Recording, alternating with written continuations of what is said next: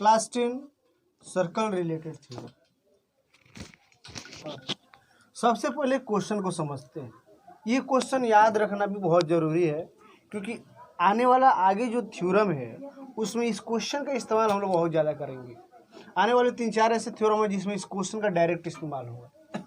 ठीक है, इसलिए क्वेश्चन को अच्छी तरह से याद भी रहना जरूरी है, ये वाला क्वेश्चन स्पेशली, क्योंकि और चलिए अब इसको समझने की कोशिश करते हैं हम लोग। ये क्वेश्चन में एक्चुअली कहना क्या चाहता है। ठीक है, बोल रहा है किसी वृत्त के, वृत्त का मतलब बताया था कि सर्कल होता है, किसी वृत्त के एक वृत्त चाप द्वारा, माने किसी वृत्त के, वृत्त है तो केंद्र होगा ही, वृत्त चाप बोला है। वृत्त चाप का मतलब होता है कॉर्ड, आर्क। ठीक है, तो बोला है क्या, किसी वृत्त के एक वृत्त चाप, एक वृत्त चाप माने हुआ, मान लीजिए ये एक ठो वृत्त चाप हो गया, एक ठो वृत्त चाप हुआ, एक ठो वृत्त चाप हुआ। ठीक है ना। तो बोला है किसी वृत्त के एक वृत्त चाप द्वारा निर्मित सम्मुख केंद्र पर बना कोण, इससे जो है जो केंद्र पर, क्या बोला है, द्वारा निर्मित, निर्मित मैंने बना हुआ, सम्मुख मैंने सामने, केंद्र पर बना कोण मैंने इसके सामने जो बना हुआ जो कोण है, जैसे ये वाला मान लीजिए। ठीक है ना, इस चाप के सम्मुख बना ये कोण है। ठीक है ना, सम्मुख केंद्र पर बना कोण, ये केंद्र है, ये केंद्र पर बना हुआ कोण है, उसकी शेष परिधि पर बने कोण का, माने इसी से इसके शेष परिधि पर, माने ये हुआ परिधि, तो यहाँ से जो परिधि पर जो बनेगा कोण,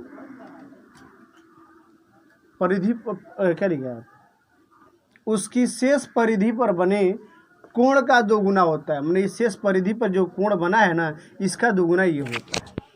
ठीक है, क्वेश्चन को फिर समझिए। किसी वृत्त के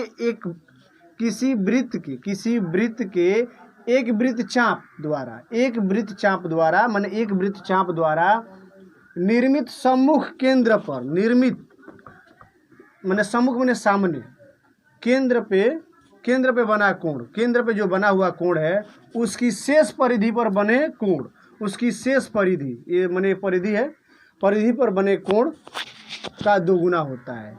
माने इस पर जो बना हुआ कोण होता है इसका दोगुना ये होता है। ठीक है, कभी कभी ये क्वेश्चन इस तरह से भी आ जाता है, वो उसी बात को थोड़ा और सिंपल वे से कहा गया है।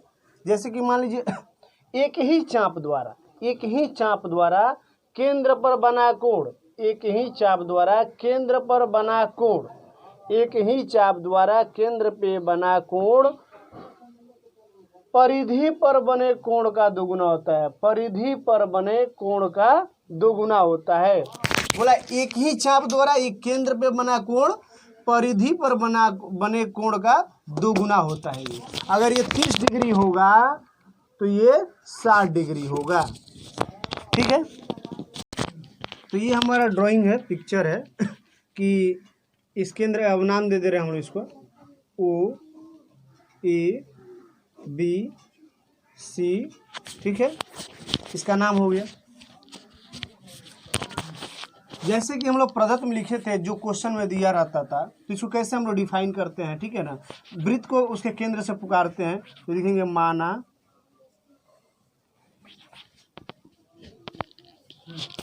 तो प्रदत्त में हम लोग लिख देंगे माना ओ केंद्र वाले वृत्त में, माने ओ केंद्र वाले वृत्त में, वृत्त में सर्कल, वृत्त में ए बी चाप द्वारा, जो ए बी चाप द्वारा केंद्र पर बना कोण ए ओ बी, एक केंद्र पे कौन सा कोण बन रहा है, ए ओ बी, केंद्र पर बना कोण ए ओ बी, अब परिधि पर बना कोण ए सी बी है। बता दिए कि एक ही चाप द्वारा केंद्र पर बना कोण ए है, अब परिधि पर बना कोण ए है।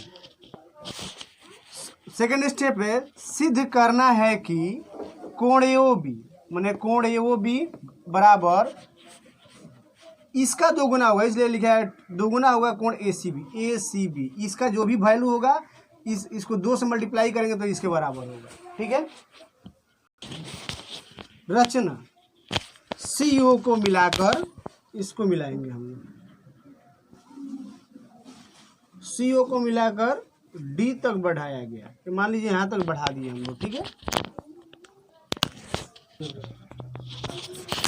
ये स्ट्रेट लाइन है, याद रखिएगा, ये भी एक स्ट्रेट लाइन है, ये भी स्ट्रेट लाइन है, ये भी स्ट्रेट लाइन है, ये भी स्ट्रेट लाइन है, स्ट्रेट लाइन है। क्योंकि थोड़ा फ्री हैंड से बना है इसलिए जो है थोड़ा बहुत टेढ़ा बेका लग रहा है, लेकिन जो है ये सब स्ट्रेट लाइन, ये भी स्ट्रेट लाइन, ये भी, ये भी, ये भी, ये भी। अब कुछ बात आपको बताना है थोड़ा एक्स्ट्रा, इसको समझना बहुत ज़रूरी है। जैसे मान लीजिए ये जो कोण होता है इसको हम लोग बोलते हैं अधिक कोण, ठीक है। ये अधिक कोण होता है, इस कोण का मान हमेशा इन दोनों कोणों के योगफल के बराबर ही होता है। जैसे मान लीजिए इसका अगर 50 है, अगर ये 60 है तो इसका 110 आएगा। ये थ्योरम था क्लास, छोटे क्लासों में जिसको प्रमाणित किया गया था, ठीक है ना। अभी आपको इस थ्योरम से मतलब नहीं है, इसको समझना होगा केवल कि इन दोनों का योगफल हमेशा जो है इसके बराबर होता है, ठीक है। एक और काम मैं पहले ही बताया था बेसिक ऑफ ट्रायंगल्स में कि अगर ये दोनों भुजाएं बराबर होंगी तो ये दोनों कोण भी बराबर होंगे। ये दोनों प्रॉपर्टी का यहाँ पर इस्तेमाल होगा, इसलिए इन दोनों को जो है फिर से मैं आपको बता दिया। पहले हम लोग इस ट्रायंगल में जाएंगे, ध्यान से देखिए, ये एक ट्रायंगल है, ठीक है। तो इस ट्रायंगल में ये भुजा इसके बराबर होगी, क्यों? एक ही वृत्त का अर्धव्यास है, ये भी अर्धव्यास है, ये भी अर्धव्यास है, ठीक है। जब इस त्रिभुज में ये दोनों भुजाएं बराबर हो गई तो ये दोनों कोण बराबर होगा कि नहीं? बराबर होगा, ठीक है। क्लियर यहाँ तक? तो अब देखिए, जब ये दोनों कोण बराबर हैं, ठीक है ना, तो अब देखिए इसमें क्या है कि ये एक बहिष्कोण है, ये बहिष्कोण है। तो इसके बगल वाला को पहले ही बताए थे कि अगर ये त्रिभुज है, अगर ये बाहर निकला है तो इसका मान जो है इन दोनों कोणों के योगफल के बराबर होगा। जैसे ये 50 है, ये 60 है, तो ये 110 होगा, ठीक है ना। तो इन दोनों कोणों के योगफल के बराबर ये होगा। इसके बगल वाला कोण को छोड़कर, इसको छोड़कर इन दोनों कोणों का योगफल इसके बराबर होगा ना। बस इतना ही, रुकिए।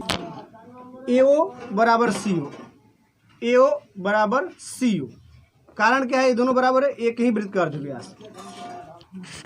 जब ये इसके बराबर है तो ये दोनों कोण बराबर होगा, इसलिए लिख दे OCA। OCA बराबर है OAC।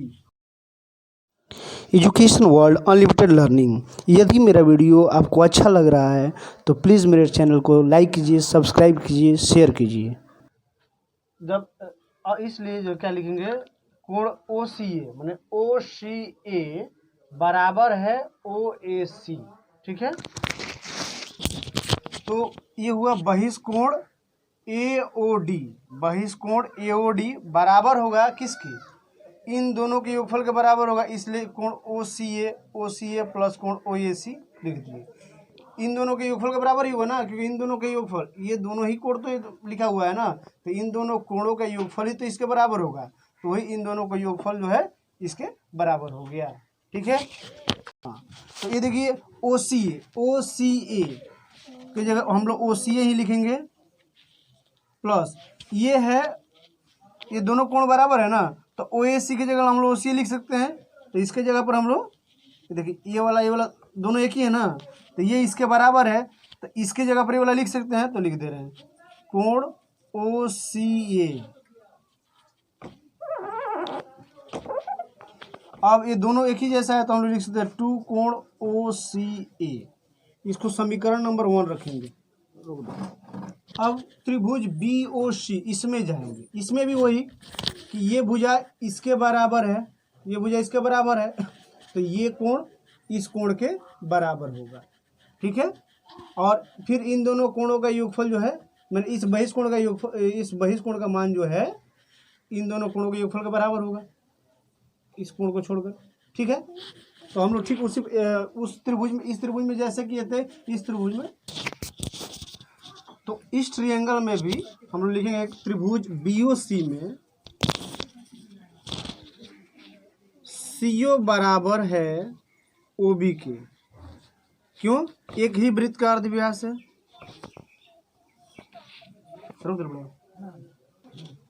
CO बराबर है OB क्योंकि एक ही वृत्त के अर्धव्यास है, इसलिए कोण OCB बराबर है OBC। माने ये कोण इस कोण के बराबर है। बहिष्कोण BOD, ये जो कोण है इन दोनों कोणों के योगफल के बराबर होगा, तो इसको लिख देंगे कोण OCB प्लस कोण OBC।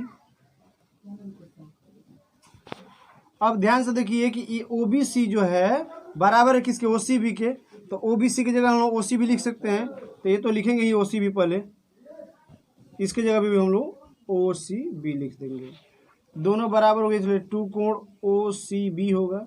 इसको समीकरण नंबर 2 लिखेंगे। उसके बाद से लिखेंगे समीकरण 1 और 1 प्लस 2, मैंने दोनों को जोड़ने से हम पाते हैं,